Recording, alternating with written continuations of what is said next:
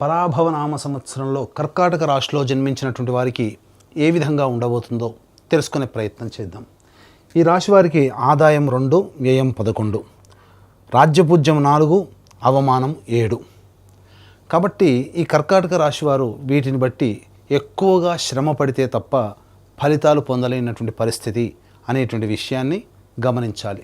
ముఖ్యంగా గమనించినట్లయితే ఈ కర్కాటక రాశి వారికి ప్రధానంగా అష్టమ రాహువు, అలాగే భాగ్యస్థానంలో శని సంచారము, ఈ కారణం చేత గతంలో వలె అనారోగ్యంతో కొంత ఇబ్బంది పడడం ఈ కర్కాటక రాశి వారికి జరగబోతుంది. అలాగే శని కొంతవరకు అనుకూలంగా యోగించబోతున్నాడు. భాగ్య శని ప్రభావం అంటే అన్ని అవకాశాలు దగ్గర దాకా వచ్చినట్టే వస్తాయి, కానీ అవకాశాన్ని జార విడుచుకుంటారు. అది స్వయంకృతాపరాధం కావచ్చు, దైవానుగ్రహం లేక వల్ల కావచ్చు, లేదా ఇతరుల యొక్క మోసపూరితమైనటువంటి చర్యల వల్లనైనా కావచ్చు. కానీ ఏది ఏమైనప్పటికీ కూడా నష్టం జరగబోతుంది కదా. కాబట్టి ఇటువంటి నష్టాల్ని దైవానుగ్రహం చేత మాత్రమే నివారించుకోగలుగుతాం అనే విషయాన్ని గుర్తుపెట్టుకొని దైవానుగ్రహాన్ని నిరంతరం పొందే ప్రయత్నం చేసినట్లయితే మంచి శుభఫలితాలు ఈ కర్కాటక రాశిలో జన్మించినటువంటి వారు పొందుతారని చెప్పవచ్చు. ముఖ్యంగా మే 31వ తారీఖు వరకు కూడా మిథున రాశిలో గురు సంచారం చేస్తున్నటువంటి ఈ కారణం చేత ఖర్చులు అధికంగానే ఉంటాయి, కానీ సద్వ్యయం అవుతుంది. అంతేకాకుండా ఈ మే 31వ తారీఖు లోపల తీర్థయాత్రలు సందర్శించడం, మఠాధిపతులు, పీఠాధిపతులు, కుటుంబ పెద్దలు, మత పెద్దల యొక్క ఆశీర్వచనాలు పొందడం, ఏదైనా శుభకార్యాలలో ఎక్కువగా పాల్గొనడం, ఇతరులకి మీరు వాలంటరీగా సహాయ సహకారాలు మీ వంతు అందించడం, తద్వారా కొంతవరకు యోగాన్ని పొందగలుగుతారని చెప్పవచ్చు. ఈ యొక్క చేసినటువంటి వాలంటరీ సర్వీస్ ఏదైతే ఉంటుందో అది భవిష్యత్తులో మిమ్మల్ని ఆపద సమయంలో కంచుకోటలాగా కాపాడుతుంది అని విషయం మర్చిపోకండి. ఇక జన్మరాశిలోనే మీకు జూన్ 1వ తారీఖు నుంచి అక్టోబర్ 30వ తారీఖు వరకు కూడా జన్మరాశిలో గురు సంచారం చేస్తుండడం, ఈ కారణం చేత ఒక రకంగా చెప్పాలి అనంటే ఈ జన్మరాశిలోనే సంచారం చేస్తున్నటువంటి కారణం చేత పాండవులు రాజ్యభ్రష్టత్వం పొందడం జరిగింది.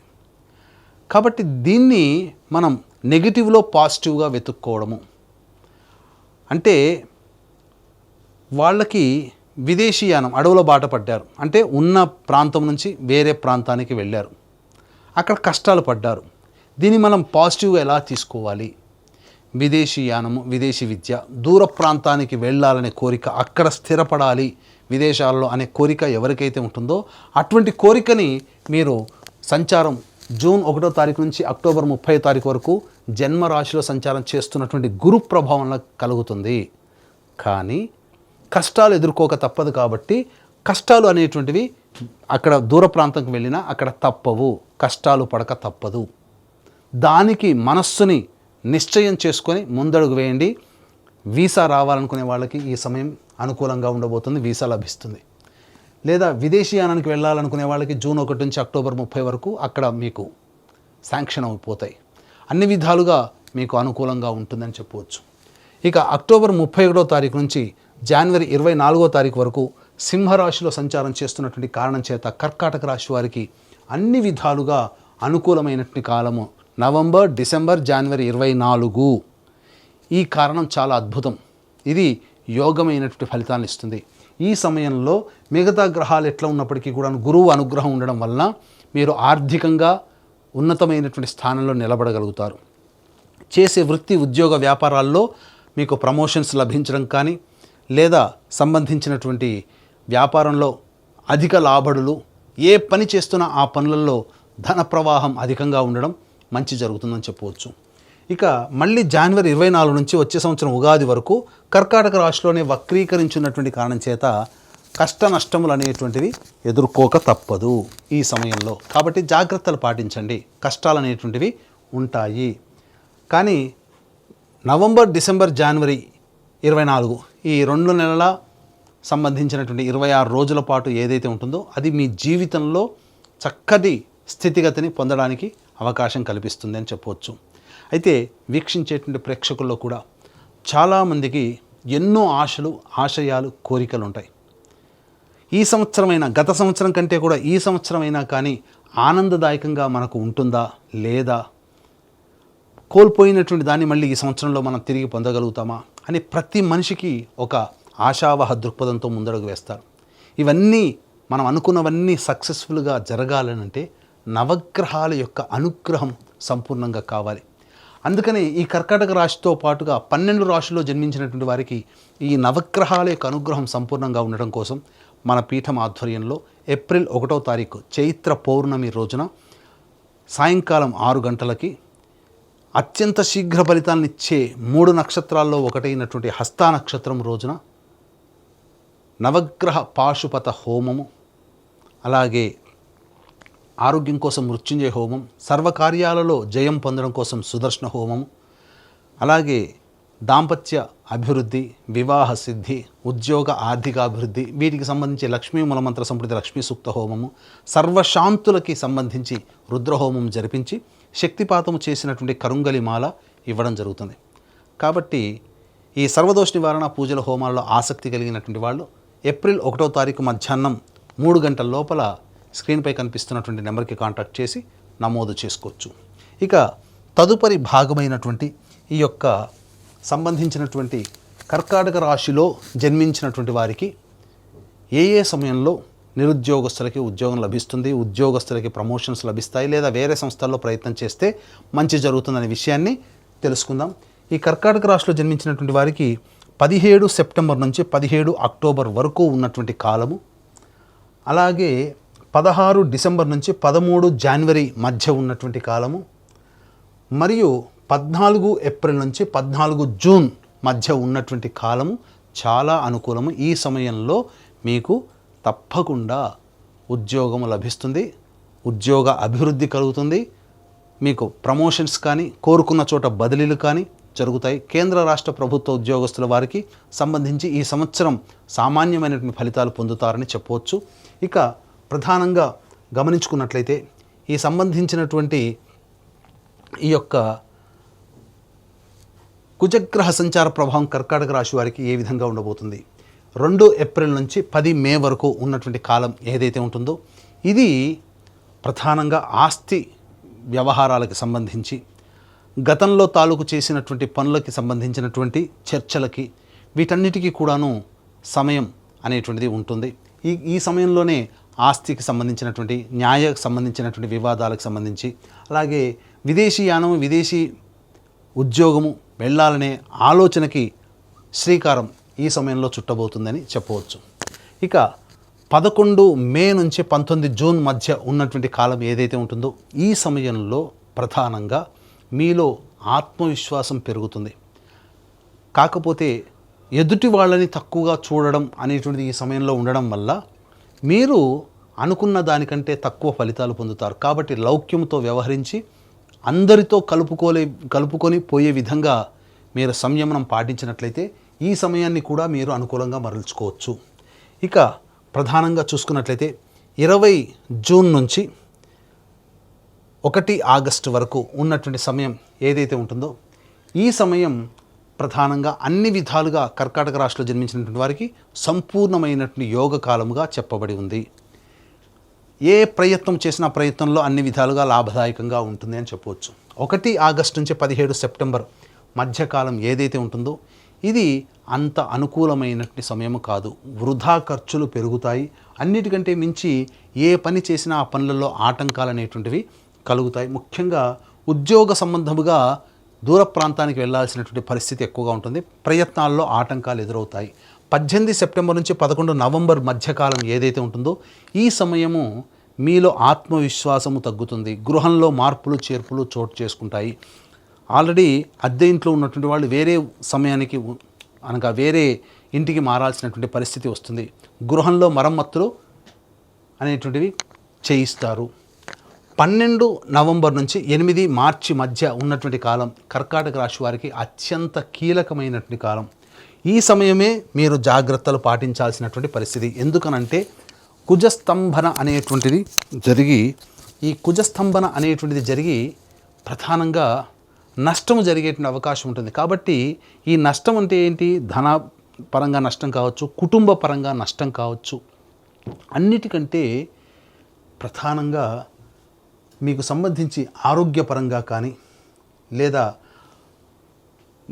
ఇంటికి సంబంధించినటువంటి ఆస్తిపాస్తుల వ్యవహారం పరంగాని చెయ్యని పనికి నేరాన్ని మోపడం, తద్వారా కోర్టుల చుట్టూ తిరగడం లాంటి వ్యవహారాల్లో కానీ ఇలా కొన్ని నష్టాలు అనేటువంటివి ఏర్పడబోతున్నాయి.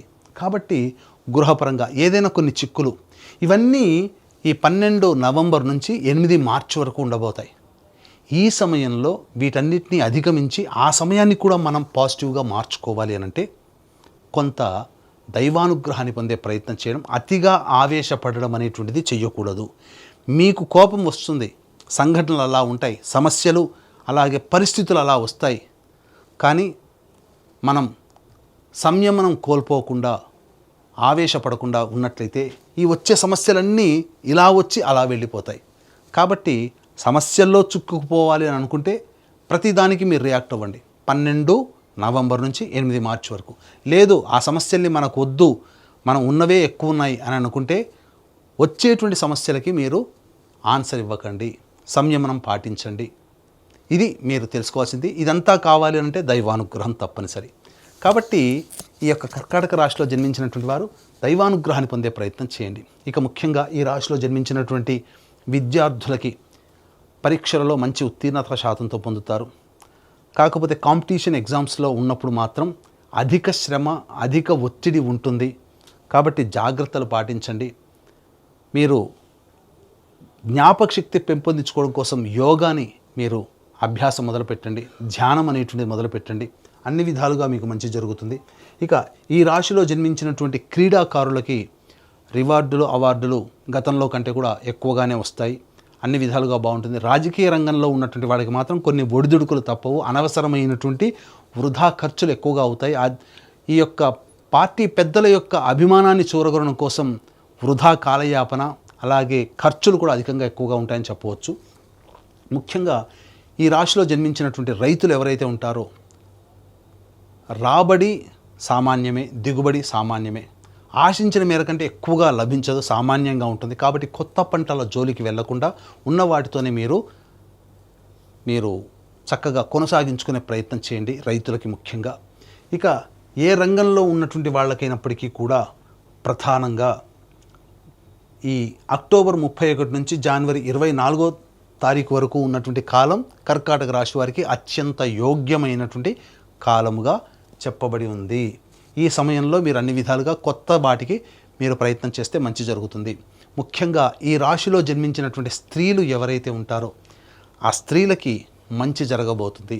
గతంలో కంటే మెరుగైనటువంటి జీవితాన్ని మీరు అందిపుచ్చుకుంటారు. వివాహం కాని వాళ్ళకి వివాహం జరుగుతుంది. స్త్రీలు సంతానవంతులవుతారు. భాగ్యము పెరుగుతుంది. అనగా మీ మాటకి విలువ పెరగడం, మిమ్మల్ని గౌరవించే వాళ్ళు ఎక్కువగా ఉండడం, కాకపోతే మిమ్మల్ని ప్రేమగా పలకరిస్తూ మీ చేత అన్ని విధాలుగా సహాయ సహకారాలు పొందేవాళ్ళు ఎక్కువగా ఉంటారు. కాబట్టి మీరు అందరి పట్ల ఒకే రకంగా కాకుండా కాస్త తెలివితో వ్యవహరించి మీ సర్వీస్ని అవసరమైన వాళ్ళకి మాత్రమే, మీకు ఉపయోగపడే వాళ్ళకి మాత్రమే ఇవ్వడం ద్వారా మీరు కాస్త పైచేయి సాధిస్తారని చెప్పవచ్చు. స్థిర చరాస్తుల కొనుగోలు అనేటువంటిది జరుగుతుంది. కాకపోతే గృహంలో ముఖ్యంగా ఈ 12 నవంబర్ నుంచి 8 మార్చి మధ్య కాలంలో గృహంలో అశాంతి చేకూరుతుంది. ఆస్తులు నష్టము, విలువైన ఆభరణాలు, వస్తువులు దొంగలించబడతాయి. కాబట్టి జాగ్రత్తలు పాటించండి. ఇక ఈ రాశిలో జన్మించినటువంటి కళారంగంలో ఉన్నటువంటి వాళ్ళు, అలాగే ఈ printing and electronic media, social media, నాటక రంగము, సినీ రంగంలో ఉన్నటువంటి వాళ్ళు, నటులకి ప్రధానంగా ప్రజాదరణ బాగుంటుంది, అవకాశాలు వస్తాయి. కానీ ఎన్ని అవకాశాలు వచ్చినా మీరు ఆశించినంతటువంటి ధనాన్ని మాత్రం మీరు పోగు చేసుకోలేకపోతారు.